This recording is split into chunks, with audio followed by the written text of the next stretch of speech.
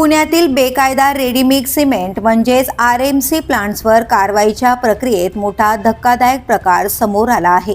लोहगाव आणि खांदवेनगर येथील कारवाईनंतर वडगाव आणि धायरी भागातील 9 प्लांट्सवर बुलडोझर चालवण्याची तयारी पूर्ण झाली होती। मात्र महापालिकेतीलच एका वरिष्ठ अधिकाऱ्याने ही गोपनीय माहिती प्लांट चालकांना दिल्यामुळे कारवाई ऐनवेळी थांबवण्यात आली। या घटनेमुळे प्रशासनातच फुटीरता असल्याचं स्पष्ट होत असून अधिकाऱ्यांमध्ये अस्वस्थता निर्माण झाली आहे। दरम्यान या आरएमसी प्लांट्समुळे परिसरात मोठ्या प्रमाणावर धूळ प्रदूषण होत आहे।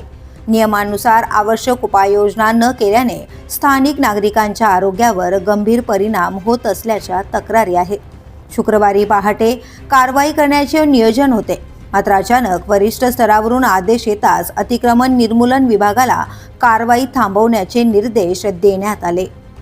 त्यामुळे हा माहिती फुटवणारा अधिकारी नेमका कोण याचा शोध आता प्रशासनाकडून घेतला जातोय। दरम्यान बेकायदा प्लांट्सवर कारवाई होणारच असा विश्वास प्रशासनाने व्यक्त केला असून या प्रकरणाची चौकशी सुरू करण्यात आली आहे। द पोलीस न्यूजसाठी नितीन पाटील, पुणे।